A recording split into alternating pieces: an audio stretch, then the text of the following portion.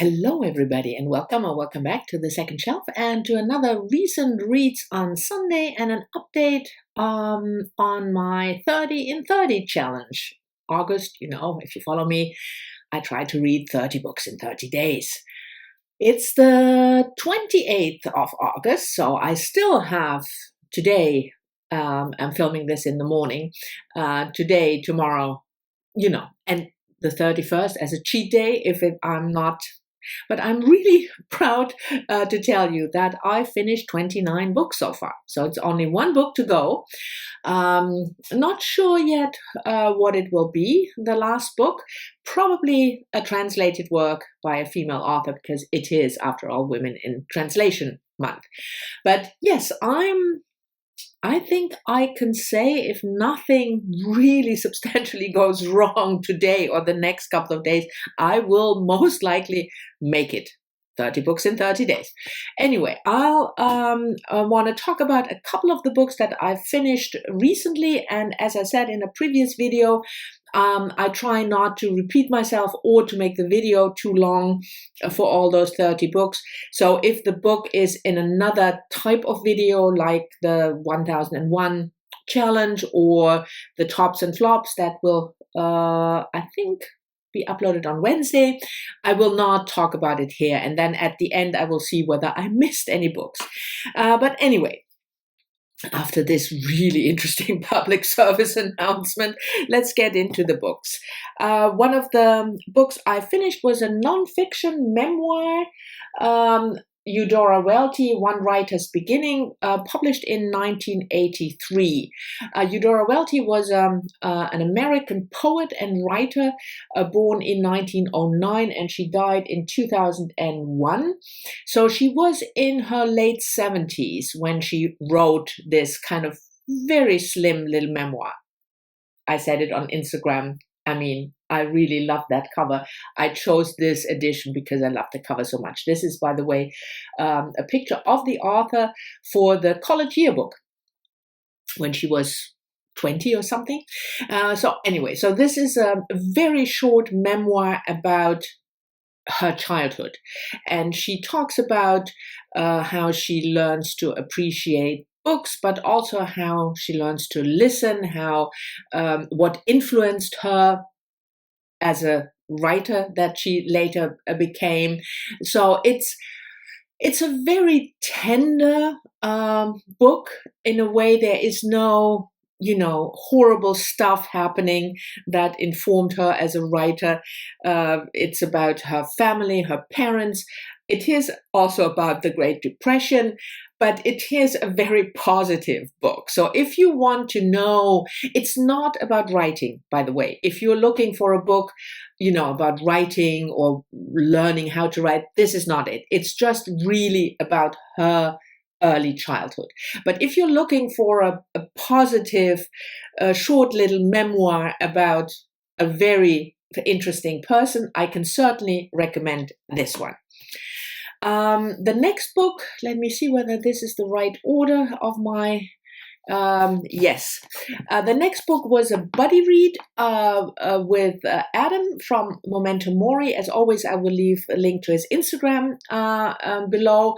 And we read Rachel Ingalls' Mrs. Caliban in this Faber new edition. The book was first published in the 1980s, wasn't it? Yes, 1983, the same year. I'm just realizing the same year as the Eudora Welty. I'm having a case of bleeding lipstick today. You just will have to deal with it like I have. Anyway, so this, Adam suggested it. I had never heard of Rachel Ingalls, ever.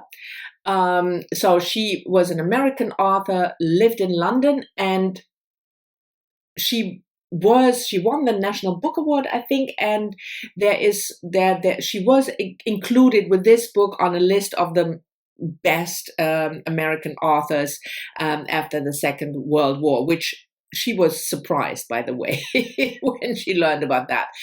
But anyway, so this is the tale of Mrs. Caliban. Adam and I, we talked at length about the fact what it should signify to us that she has this last name from Shakespeare, from the Shakespeare play, The Tempest, or at least I'm only familiar with this particular name from The Tempest. The slave, the enslaved, not too positive character in The Tempest is called Caliban. But anyway, so we talked a lot about that. The story is that Mrs. Caliban, middle-aged woman in a not too happy marriage, they drifted apart after they lost their son to a medical freak thing. He was allergic to something and then he died. And after that, Mrs. Caliban miscarried. So they lost 2 children. And after that, she and her husband, Fred, drifted apart. Her husband is philandering around in order, to deal with the grief. And she is a housewife, having mental issues, as she is very well aware of, because she hears voices coming out on the radio talking to her. And then there is this creature, kind of a frog man, very tall, who escaped from a research facility. We are not 100% sure whether this is actually true or whether she makes it up. But the frogman ends up in Mrs. Caliban's kitchen. And they fall in love and they start an affair and plot ensues from there. And that's all I will tell you about the plot, because there is quite some twists. There are quite some twists, and especially towards the end. So that would be a spoiler for such a short book. I really enjoyed it. I thought, thank you, Adam, for suggesting it. Otherwise, I would have probably never read this book. But it was really, the language was really engaging. It was this very, it's about there are not many characters, so it's quite a small thing, but with a huge plot in a way, because, hey, a frogman, a love affair with a frogman. I have never watched, just in case you're wondering, Body in the Water or whatever, the movie that came out, I think 2 years ago, which I'm sure was inspired by this book. So I don't, if you have watched it, you will probably recognize some of the story. But I liked the smallness of the setting in comparison with the hugeness of this topic, and how Rachel Ingalls deals with this topic. So yeah, I included this. I think I will include this in the 1001 book list. It wasn't on the list, that's why it's in this video, but I think I will just, get rid of another book and include this, because it's definitely worth it. The next book was also a buddy read, this time with Sandy from Ms. Reads a Lot, and she already posted her video of the review, because we read Toni Morrison's debut novel, The Bluest Eye, together, published in 1970. And I'm feeling I'm just repeating Sandy, because we are both in that position that I want to love Toni Morrison. I love Toni Morrison. Whenever I see an interview with her, or saw one when she was still alive, I thought she was such an interesting woman. She had a lot to say, smart, funny, really interesting. And I can't get along with her books. I just can't. This is my last try. I read 2 books that I worked kind of for me. That was the Song of Solomon and Beloved. Beloved for the emotional strength of the book. But it's just, I have to live with the fact that Toni Morrison is not for me. Anyway, this is the story of a young a black girl who thinks who thinks she's ugly because of her blackness, and she wants blue eyes, because that's obviously when you have blue eyes, you're beautiful, and then your life will be better. And it's told from various point of views. I thought the story was extremely muddled, not to the point. I did not appreciate at all the way the book dealt with sexual abuse, especially of children. This idea that it was a sort of love, but violent love because the guy was violent. No, that just doesn't fly with me. So I can't help it. It wasn't a success. So, like I said, I will have to live with the fact that Toni Morrison is not for me. The next book was a collection of poems. I read quite some poems, at least quite some for me, because I hardly ever read. And I think I read 4 collections and also 3 plays or something in August. So yeah, me. And this one is Stung with Love, Poems and Fragments by Sappho, translated from the Greek.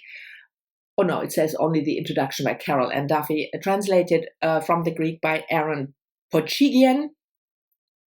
I practiced that name, looked it up or listened to it on YouTube, so I think that's right.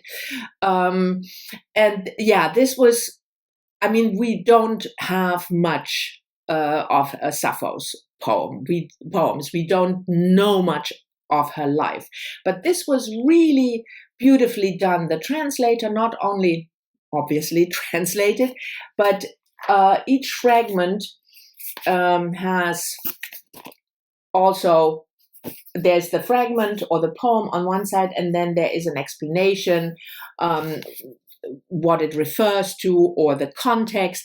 And I really appreciated that, to give me as a 21st century reader not familiar that much with Sappho's life or poetry, and some context. So I definitely enjoyed it. And if you want to delve into Sappho's work, I can certainly recommend this one. I think this edition was published in 2019 or something. So it's I tried Sappho's poems before, and it just didn't really mean anything because most of them are not even the whole poem. So this one I can recommend if you want to get into Sappho's poems. Then the next book was Edith Wharton, Ethan Frome, first published in 1911. Also one of my shorties for August, the books that I save every year over the course of the year in order for them to be read in August, because I can't manage 30 books if they are all 400 pages. So if you have recommendations, by the way, for short books, my only rule is that it has to be published separately. So it's not short stories in a collection. That doesn't work. The book has to be, or the story, the novella has to be published separately. But if you have any recommendations for fiction shorties, that means under 150 pages, let me know down in the comments. If you follow my channel, you know that I'm huge admirer of Edith Wharton. I think The Age of Innocence is probably one of the best books I've ever read, especially for the language. So I was really looking forward to this one, and she didn't disappoint, certainly not language-wise. I mean, it's just such an extreme joy to read her.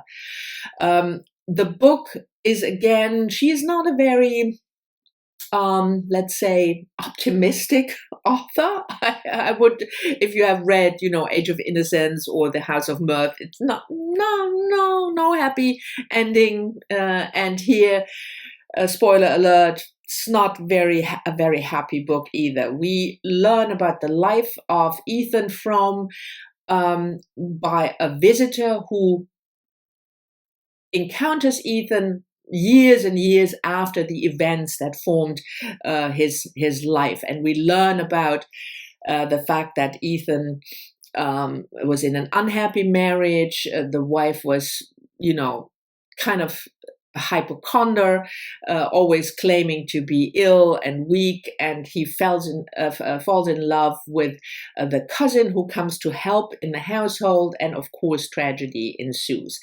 And the twist towards the end, or at the end, at least it surprised me with the role reversal. That's all I'm gonna say. Yeah, it wasn't a cheerful read, but like I said, Edith Wharton's language for me is so beautiful that I thought it was just a delight, even though the story was rather sad. And then the last book I want to talk about, let me see whether that is right. Yes, was sci-fi, and I read it on script, so I only have a picture up here of the cover, and that is Becky Chambers' Psalm for the Wild-Built, published last year, 2021. And I have to thank the BooktubeGoddess for the recommendation. I heard about it from Heidi before, but kind of forgot about it. And I think in my last video, I said that I'm running out of short books, and BooktubeGoddess, whose channel you should check out, especially also if you want to see movie reviews, and her channel is heavily on the sci-fi and fantasy side, so check her out. But anyway, she said, well, why don't you try A Psalm for the Wild-Built? It's short, and like I said, it was available to me on script. So yes, thank you for the recommendation, because I loved it. It was, I mean, you know that I really love the Wayfarer series. And I looked into this new series, Monk and Robot, and thought, nah, not sure. It's completely different. So once I got over myself with that fact that it is completely different, I really enjoyed it. It's this kind of almost Don Quixote and Sancho Panza setup with this, it's in a futuristic world, and you have the main character who is searching for the meaning of life, and then he encounters a robot, and you will learn about the history, why the robots don't live with the humans anymore. But it's just a delight how they interact. By the way, the encounter will only happen after about almost half of the book, so don't expect this to plunge into this relationship right from the start. But yeah, it was delightful. My only sort of qualm with this book is it's very short, and it doesn't have an ending. It's more like it will go on, and the second one is already out. And I always feel that the publisher is kind of trying, to make more money, because they could have probably put both books together. That would have been a 300 and something page book. Yeah, that irks me, because I feel, that it is done on purpose. But other than that, the book itself is just a delight. Anyway, so these were, I think, all the books that I wanted to talk about today. Thank you very much for watching. I hope you've enjoyed it. As always, I'm looking forward to your comments, and I'll see you all soon in the next one.